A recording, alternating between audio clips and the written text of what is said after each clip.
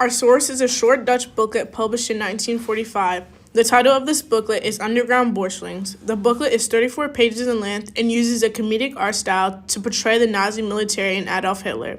With this documentary, we will be explaining the historical context of this source as well as analyze its context to explain the position of the Dutch citizens in the government during World War II. In 1939, soon after the beginning of World War II, Germany expanded west into the Netherlands. The Netherlands fought back but was swiftly taken over in only 5 days and was occupied for 5 years until the end of the war in 1945.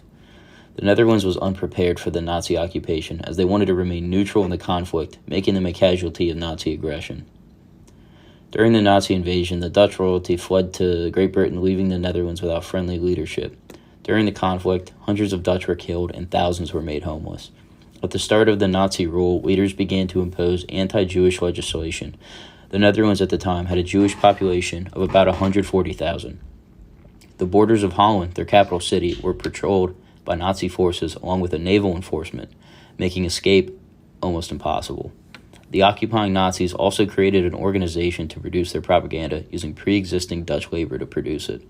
Jews were sent to labor camps outside of the country to assist in the war effort on the side of those who were slaughtering their fellow Jews en masse.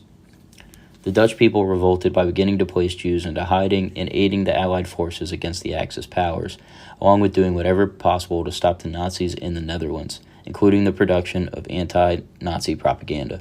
The Dutch resistance was widespread through their country. With this historical context in mind, we can assume our source was published as an extension of these forces of resistance to push back on the Nazi occupation and aggression. We would classify this primary source as propaganda, which can be defined as deliberate spreading of ideas or information for the purpose of shaping public opinion. Our primary source was published in 1945, and its title translates to Underground Bubbles. This form of propaganda was used to create an uprising from the Dutch people, and it characterizes Nazis as controlling and ignorant. Throughout the source, Hitler is constantly being ridiculed. On page 8 of the book, it claims Hitler isn't just lying to everyone, he is lying to himself, and it emphasizes his narcissism.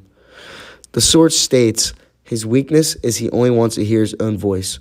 Contradiction would disturb the self-deception. This means that Hitler's biggest weakness was himself.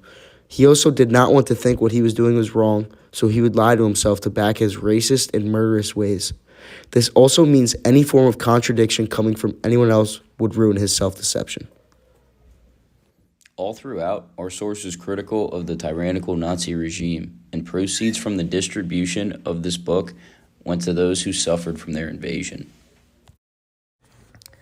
The authors of our source equates Hitler and the Nazis to nothing more than a bully and a common thug, making them overall look like a bunch of clowns. A quote from our source says, quote, "They have brought misery to the world and violated justice everywhere," unquote.